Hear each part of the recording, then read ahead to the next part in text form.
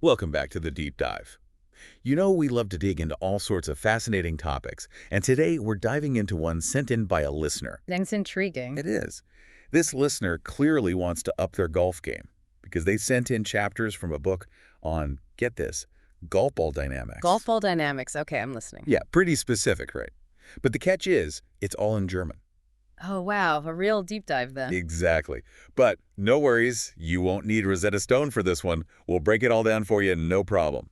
By the end of this deep dive, you'll have a better understanding of the science behind a better golf game, even if you don't speak a word of German. You know, it's funny because when most people think about golf, they picture lush green courses and, well, maybe some frustration. Yeah, I can relate. But there's actually a ton of physics involved in every single shot. Okay, so before we tee off here, help me out. When I hear physics, I think lab coats and equations. Okay. How does that translate to the golf course? Well, think about it. Every time you swing that club, you're putting a whole bunch of forces into play. You've got gravity, obviously. Right, bringing that ball back down to earth. Exactly. Then you've got air resistance, which is working against the ball as it flies through the air. Makes sense? But then there's this other force called the Magnus force, and this is where things get really interesting. Okay, the Magnus force. I'm not familiar with that one. Well, think about a curved ball in baseball. The pitcher throws it with a spin, and the ball curves away from its straight path. Oh, yeah. That curve is due to the Magnus force, which acts on any spinning object as it moves through the air. So in golf. In golf, that same force is created by the spin you put on the ball when you hit it, and it can make all the difference in where that ball ends up. So spin isn't just some fancy trick shot. It's actual physics at work. Exactly. And it's not just one type of spin either. The book breaks down three main types: backspin, side spin, and topspin. Each one has its own effect on how the ball travels through the air. Okay, so let's start with backspin. I'm guessing that's what gives the ball that nice high arc and helps it stop quickly on the green. You got it. Backspin creates lift, which helps the ball stay in the air longer, and it also creates a downward force as the ball moves through the air. So that's why it drops nicely onto the green instead of bouncing away. Precisely. It's like the ball is being gently pulled down from above, and when you see those pros landing those impossibly soft shots right next to the pin. Yeah, how do they do that? That's backspin magic right there. They've mastered how to generate just the right amount of backspin to make the ball behave exactly how they want it to. That's pretty amazing. What about side spin? Is that what causes my nemesis, the dreaded slice? You guessed it. Side spin makes the ball curve, either left or right, depending on which way the ball is spinning. So is side spin always a bad thing? Or can you use it strategically? Well, a controlled slice can actually be helpful in certain situations, like if you need to curve the ball around a tree or something, but for the most part. Yeah, I'd rather just hit it straight. Right, especially for beginners. Minimizing that unwanted side spin is key to hitting straighter shots. Okay, makes sense. Now what about topspin? I don't hear that mentioned as much in golf. Topspin is less common in golf because it makes the ball dive downwards and roll further upon landing. Interesting. It can be useful for certain specialty shots, like hitting a low shot under a branch, but generally you're aiming for that backspin for most shots. Got it. So we've got physics going on in the swing, physics in the spin. You know what else? The book dives into the physics of the golf ball itself. Really? Yep. Specifically, those little dimples covering the surface. Are they actually that important? I always figured they were more for looks. Oh, those dimples are anything but decoration. No way. They're actually crucial for reducing air resistance, which allows the ball to travel farther and straighter. So wouldn't a smoother ball, like think of a race car, all sleek and smooth, be more aerodynamic? You'd think so, right? It seems intuitive that a smoother ball would cut through the air more easily. But it turns out that a smooth ball actually creates a big area of low pressure behind it as it flies through the air. Yeah. And that low pressure acts like suction, pulling the ball backwards and slowing it down. The dimples actually change the airflow around the ball in a way that reduces that drag. Okay, now I'm really curious. How do dimples do that? Dimples create tiny pockets of turbulence around the ball. Now, usually, turbulence is bad for aerodynamics. Right, I would think so. But in this case, that turbulence actually helps the ball cut through the air more efficiently. Wow, so the dimples are like tricking the air into helping the ball fly farther. Exactly. A smooth golf ball wouldn't travel nearly as far, and it certainly wouldn't fly as straight. So we've got physics working in the swing, physics in the spin, and even physics built right into the golf ball itself. This is way more interesting than I expected. And we've only scratched the surface. The book goes even deeper, exploring how different types of dimple patterns can further fine-tune a ball's flight. Okay, now I'm really starting to see why this listener was so fascinated by this book. It's like there's a whole hidden world of science behind every golf shot. There is. And speaking of hidden factors, we haven't even talked about how the surface the ball lands on impacts how it behaves. Right. It's not just all about what happens in the air. What about the grass, the terrain? Yeah. How does that all come into play? Well, that's where things get even more interesting. And that's what we'll dive into next time. So last time we were talking about all the forces acting on that golf ball up in the air, right? But what about when it hits the ground? That's where the surface comes in. Okay, yeah, I can see how that would make a big difference. I mean, think about it. Putting on a smooth green feels totally different than hitting out of the rough. Exactly. The type of surface has a huge impact on how that ball interacts with the ground. We're talking about grass density, grass height, even the type of grass itself. Wow, okay, so how does the height of the grass affect things? Is it as simple as taller grass means more resistance? Well, it's a bit more nuanced than that. Let's say you're hitting a shot onto a green with very short, tightly packed grass, right? Okay. In that scenario, if you hit it with a lot of backspin, it might actually bounce back up into the air, almost like a backboard. Oh, yeah, I've seen that happen. It's Yeah. like the backspin is working too well. Right. But picture this. The same shot with the same amount of backspin, but on a green with slightly longer grass. Okay. That backspin is going to cause the ball to bite and stop more quickly. Oh, so the height of the grass is actually interacting with the spin I put on the ball. It totally is. And get this, the book even goes deeper and talks about how different grass types can affect ball behavior. Oh, come on. So like what, Bermuda grass versus fescue or something? Exactly. Think about the difference between, let's say, a tightly mowed fairway and the thick, unruly grass in the rough. Oh, yeah. It seems like any shot that lands in the rough loses a ton of momentum. Right, and that's because that thick grass absorbs more of the ball's energy, so it slows down and it often veers off course. So I'm guessing a low shot with less backspin is better for getting out of the rough. You're catching on. A lower trajectory and less spin will help the ball cut through that thick grass more effectively. So it's not just about hitting the ball hard, it's about understanding the physics and using the right strategy for each situation. Now you're getting it. And hold on, because it gets even more complex when you add moisture into the mix. Oh, right, Rain. Exactly. A wet ball on a wet surface is going to behave completely differently than a dry ball on a dry surface. I bet. Water definitely changes how things slide and roll. Think about putting on a dewy morning. Ever notice how the ball tends to skid more and roll further? Oh, yeah.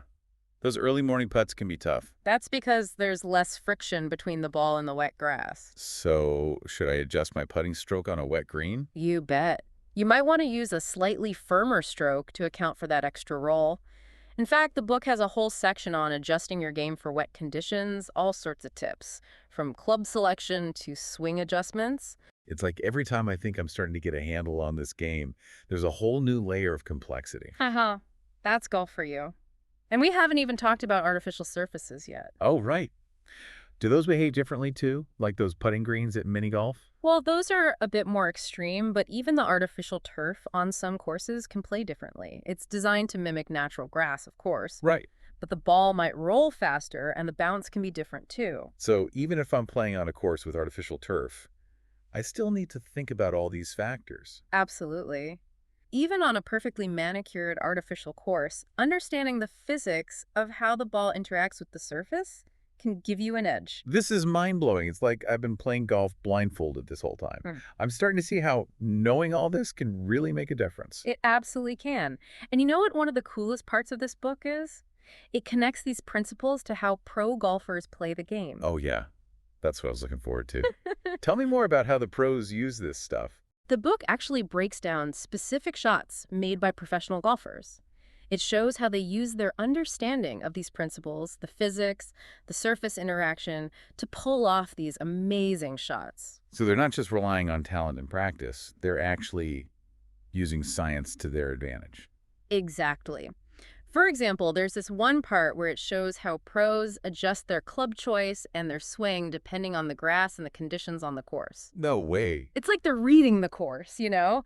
They see these subtle clues and they know exactly how to adjust their game. Okay, that's seriously impressive. Yeah. Can you give me an example, like a specific shot? There's this fascinating analysis of a shot where a pro golfer had to hit a high lofted shot over a tree and land it softly on the green. Okay, that sounds impossible. How do they do it?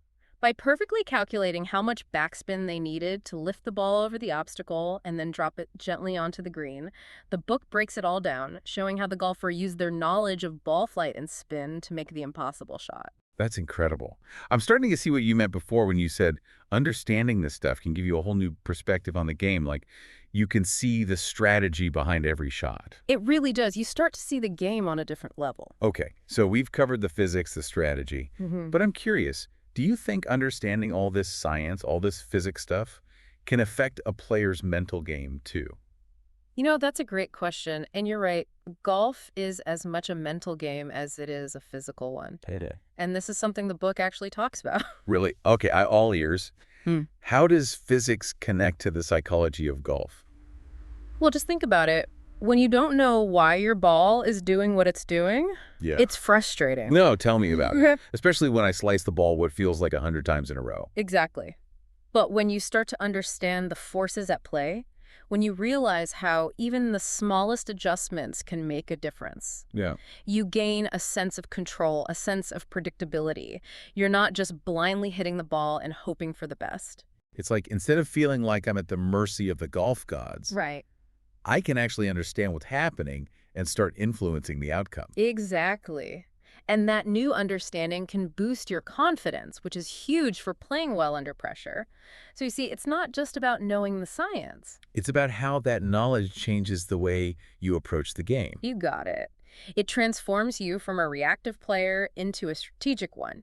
You're not just hitting the ball, you're analyzing the situation, you're thinking about the variables. Oh, okay. And then you're choosing the shot that gives you the best chance of success. This is starting to make a lot of sense, like you're learning the secret language of golf. I love that analogy. And the more you understand that language, the better you'll be able to speak it, so to speak, on the course. This is amazing. Yeah. I have to say, this is so much more than I ever expected to get out of a book on golf ball dynamics. I know, right? It's Yeah. pretty fascinating stuff. And the cool thing is, we're not even done yet. There's still so much more to uncover in this book. I bet. But before we go too deep down the rabbit hole, I think it's time to bring it back to our listener and talk about how they can actually use all this great information to improve their game. Sounds good to me. Let's shift gears and talk about how to put all this knowledge into practice. Okay, so we've covered a ton in this deep dive. We've talked about the physics behind the swing, the aerodynamics of those little dimples, even how the height of the grass can affect your shot. Clearly, there's more to golf than meets the eye. It really is a whole different ballgame when you start to understand the science behind it, Totally. But the big question is, how do you take all this knowledge and actually use it to improve your game? I mean, it seems a bit overwhelming, to be honest. I can see that. It's easy to get lost in all the details. But remember, you don't need to become a physics professor overnight. Even small changes, when you make them intentionally, can have a big impact. So, like, where should a golfer even start? What's a good first step? I'd say start with awareness. Next time you're on the course, really pay attention to the things we've been talking about. What kind of grass are you playing on? What's the weather like? Yeah. How's the ball reacting to your swing? Take it all in. So basically, stop just going through the motions and actually start observing what's happening. Like, really see it. Exactly. Once you start paying attention, you can begin applying the principles we've learned. Like, let's say you're faced with that dreaded shot over a water hazard. Instead of just closing your eyes and swinging for the fences, think about the backspin you need to generate to clear that water. Adjust your club selection, visualize the ball's flight paths. So it becomes less about luck and more about strategy. Exactly. It's almost like you're turning golf into a physics puzzle. I like that. You're using your knowledge of physics and strategy to find the solution. And the more you play, the better you get at solving those puzzles. Makes sense to me. You know, we've talked a lot about how the pros use this stuff. What tips do you have for our listener on how to learn from watching them? Great question. Next time you're watching a tournament, don't just focus on the score. Pay attention to the clubs they're choosing, the way they adjust their swing for different lies, how they plan their shots around the course. It's all strategy. So it's like you're watching a masterclass in physics and in golf strategy, all at the same time. Precisely. And you don't even need to be at a tournament to do this, you Yeah. know? There are tons of videos online where pros break down their shots and explain why they made certain Oh, decisions. that's a great idea. I'm definitely going to start watching golf with a more analytical eye. Like, what can I learn from these guys? I think you'll be surprised how much you can pick up just by watching and asking yourself, why did they do that? Okay, so to wrap things up here, if our listener could walk away from this deep dive with just one thing, what would it be? What's the most important takeaway? I think the most important thing to remember is this. Golf is a game of skill, not just luck.